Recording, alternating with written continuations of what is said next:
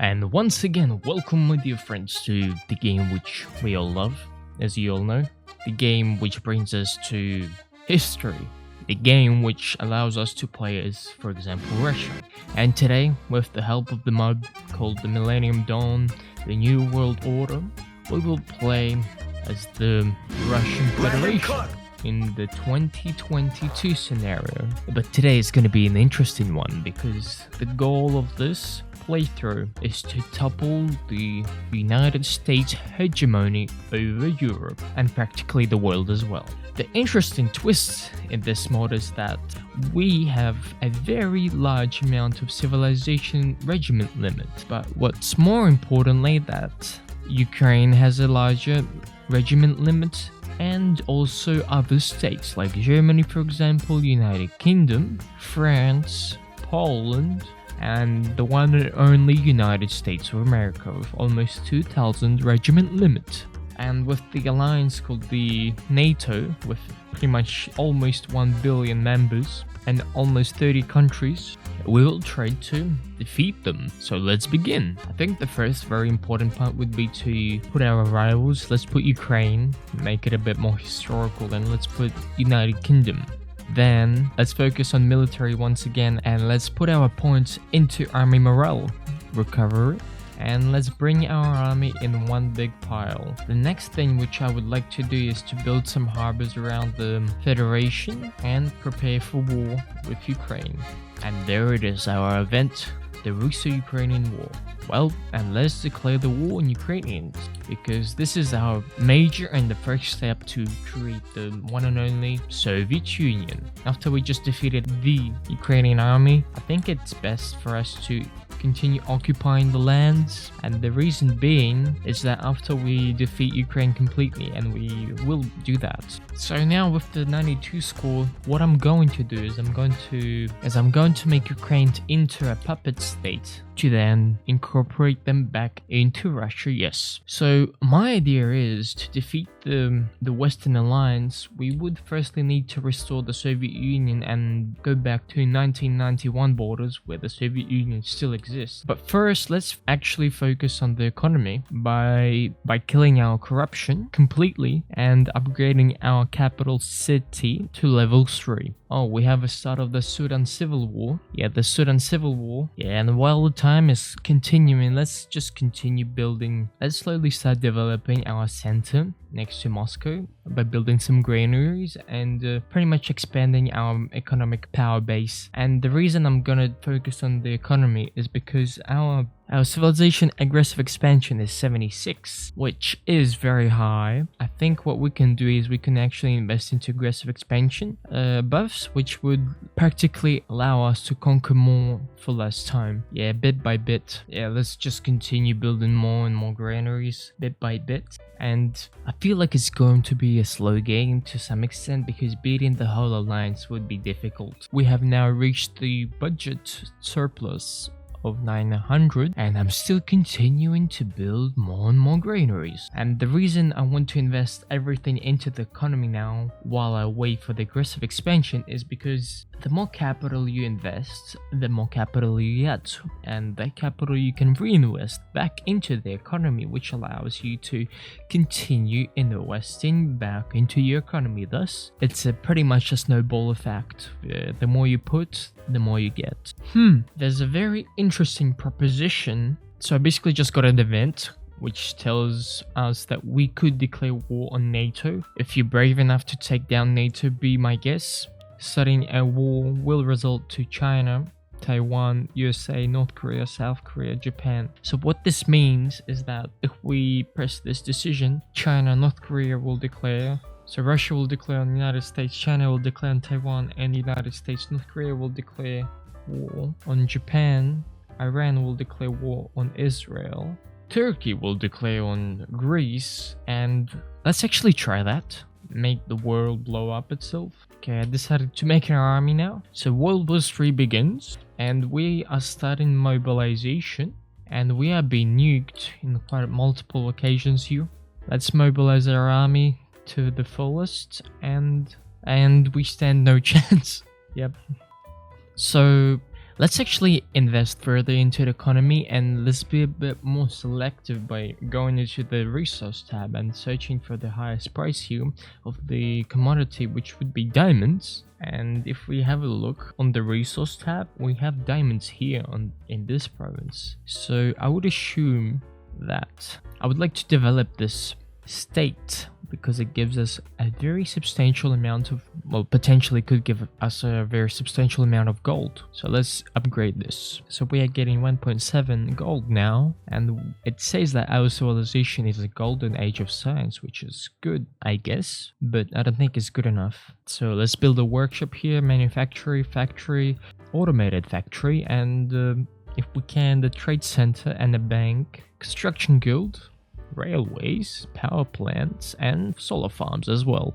So with everything constructed, we went from 1 gold to almost, or basically 44 gold a turn. So this is a very, very big investment which paid off pretty well. So that's the way you can actually manage your resources around. So after that goes gold.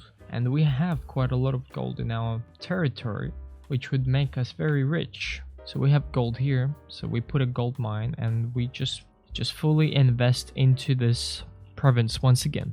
So I'm just gonna go around the whole nation and build up these gold mines. So we are getting 1000 gold a month now. So we are getting a bit more gold than we usually get, which is good. But let's finally finish up with the granaries. And there it is done. So after granaries, it's farms. But maybe we should build some factories because they give a way better boost to the economy, but they do cost way more than farms themselves and granaries. But I think if we finish all of this, we'll see how effective this would be to boost our economy. Well, you know, not too big. So I wouldn't call this super effective. Okay, let's finally annex Ukraine. Oh, never mind. Apparently we were just beaten. Let's do a goodwill gesture and let's actually recruit some more manpower into our army, because apparently we can't even beat Ukraine, which is a bit absurd at this point. And this time we actually managed to defeat them. Let's continue the push and let's continue destroying their armies. And this should be the end. Let's put AI army control. And with that done, let's annex them. Well, let's go back to the routine. Let's go back to the routine of actually building some more factories, bit by bit, as I say. And we are now power number 3, after China themselves and the United States. And let's not forget about Ukraine and their granaries. Oh, by the way, we are number 2 now. So, basically, now we are number 1 on the ranking scale, just beating the United States in terms of prestige, and this means that we could actually do something in theory, but in reality, we are basically powerless. As I said before, they have NATO and I have no NATO. I only have CSTO, which is an equivalent to NATO, but is a dwarfed gimmick of NATO pretty much.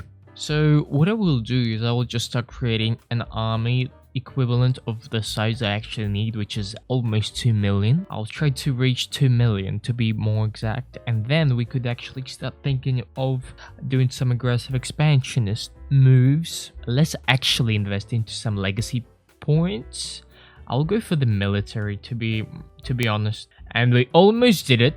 We only have 1 left, unfortunately, but with all these buffs, we should be very, very hard to beat. The only thing that could actually stop us would be the quantity of the forces and the technological superiority, I would assume. But before we'll start actually enlarging our army, I think we should focus on military academies. There you go, it's all done. And now military academies for generals. Also done and completed. So now we have generals with good stats, finally. And to mention, our economy is 10k, which is good. So let's create 3 armies. Perfect. Our basic 400,000 divisions. Okay, let's now incorporate the LNR and the DPR republics. One is incorporated and this one is about to be incorporated, and there it is. All of that is taken.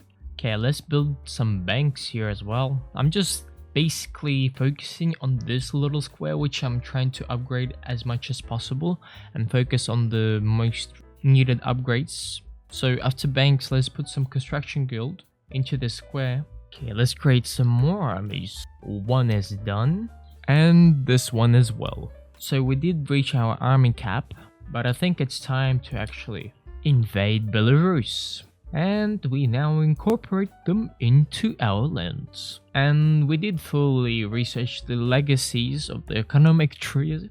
Now let's declare on Georgia, and Georgia falls very easily, and it is all taken. Now we take Armenia into the Russian Federation. Now we take Baku of Azerbaijan pretty much. Now it's time to Kazakhstan to go, and we are rapidly taking the territory. Kazakhstan has no chances. Yeah, it's all incorporated. Now let's take Uzbekistan with Turkmenistan, with Tajikistan, and Kyrgyzstan. All of these countries all at once. I should think they should not give us any or pose any credible threats. That's for sure. Okay, Kyrgyzstan is taken. Well, Central Asia is taken. I mean, repatriated back to its old ideals. And now we can proclaim the one and only Soviet Union back into the game in 2084. Well, and after we actually incorporated most of the lands, well, we mostly took all the countries except the Baltics, but the unfortunate outcome of actually uniting the Soviet Union almost is that everyone around us hate us very badly, and it is quite possible that we would have a very large coalition against us. So our army is almost 3 million. That's the positives. And as I mentioned before, the negatives is that we have been hated by the whole world. So our manpower is almost 3 million troops, but for NATO-like stands, I think it's not enough. It's completely not enough. I think to beat the Americans, what we need at least 10 million manpower in the field. But to do that, I think it's time to actually invest very heavily into the country. Yeah, so I'm just gonna invest into farms and everything all around the Soviet Union. Although we are the first in the world, and we do have 15,000 prestige and almost 20,000 economy, fighting a coalition like NATO needs a remarkable amount of economy and a remarkable amount of mostly troops. And with such a low limit of only 2.4 million troops in the field, the only viable option for us is firstly, economic domination, and secondly, military domination. And let's build some windmills once again, starting from Kaliningrad and going into Belarus. After Belarus, let's do half of Ukraine, and that's pretty much everything we have left, except I think we can do Crimea as well, yes. Now Caucasus done. Now Central Russia, Northern Russia. Oh, this will take a very long time, not gonna lie. So, after a long wait and most importantly a long grind of the economy, I have finally managed to build up the Soviet Union to its fullest potential, where everything here is literally all covered up. And this brings me to a total of 28,000 coins, or gold as you say, a month. Which brings me to an economy almost 200k. And now we could focus on building up our military. Well, there you go. Let's build some more. Well, I have basically 3 big armies, which consist of almost 13 million men, which basically means that we have a very decent chance of actually beating the alliance called NATO finally, after a very long grind. Okay, let's put some generals on them. Let's build up in Minsk all the military infrastructure.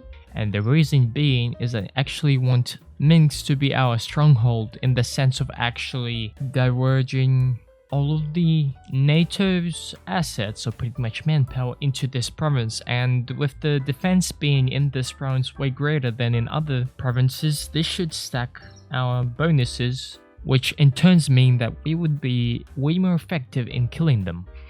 So with our manpower up to 9 million, I would say that it is time to do the unthinkable. Oh god. Damn, this is big. And I think it's time to do the unthinkable and declare war on them. And there it begins. we did just get nuked all over the country, which did just wipe out at least 100 million. And they fell for the bait. Yeah, they fell for it. And it's time to do a counteroffensive.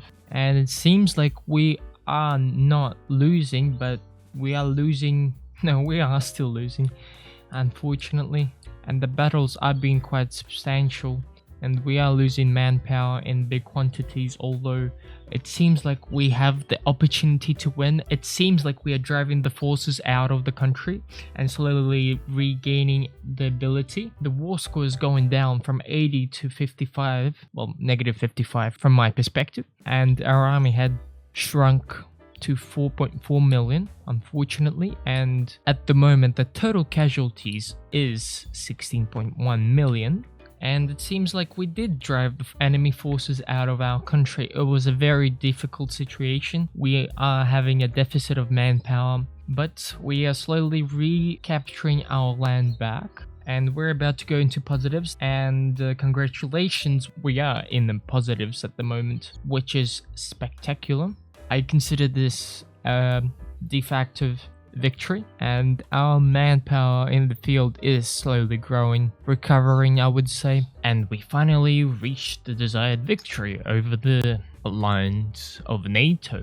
Congratulations to me. It only took, almost 200 years to do so, but at least we did it. And the casualties are pretty high. We lost 19 million, they lost 50, which is very substantial, and all of this happened in almost 4 years, 3 years and 11 months and 24 days. And let's make our demands by taking all of the Baltics. And I think this is the peace deal which we are going to stick with. And now, because the mod itself doesn't allow me to take over multiple countries, I only took the Baltics, Romanians, and part of Turkey. And I think the next step towards, I guess, global domination, because I promised you at the start that we will topple the United States, and to do that I would have to declare on them directly. And while all of that is being done, let's build some more armies. Well, we got another army done, almost 15 million troops. Well, and the truce is over, and this means our second and the last battle for domination. The great and the mighty Soviet Union, almost 15 million manpower in the field against the Americans with only 10k economy. Let's build some conscription centers, more conscription centers, more. Oh god, look at that graph, it's just amazing. Well, and I think it's time to declare war on America once more. Let's declare, finally.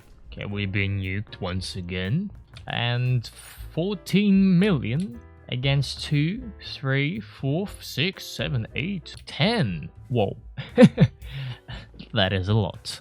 But we'll beat that, no problem. The question is, can we hold on before we get capitulated? That's the thing.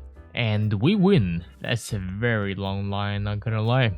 And we have two armies, one in Poland and the other one in the rear, somewhere next to Moscow. And at the moment, I'm not sure what's going on because we are losing quite a lot of casualties. We are having very much an equal game indeed. But it seems like we managed to overcome them second time, and we are slowly capping our land back to its original state. And yeah, the Americans are now losing land. Yeah, +2, +3, +10%, and it is a victory. We did defeat them. We did defeat them pretty well, and soon I will show you what the casualties are from both sides, and I will tell you they are quite a lot. They are quite big. We had 9 million in reserve, now it's 3.6 and slowly growing, but I will tell you that we are recuperating way faster than the whole NATO bloc, and we are capping America. The Soviet troops are in Washington, and we basically lost almost 16 million, and the Americans lost 36.5 million, way less than last time, still substantial. And with such war score, we take it all. Now we have to incorporate the lands, same here, make this America pretty Soviet in all its ways, from Protestant to atheist, but in our case we are Orthodox. Okay, let's declare on Mongolia. and we take Mongolia. And the reason being because, come on, we basically just won the game by taking America into our sphere of influence, basically our occupation. And let's now take China as well. So I basically created another 2 little armies. The reason being is I want the armies to be over 15 million, which is good, a little milestone of some sort. And now we can declare war on China. And let's be real, China has no chances.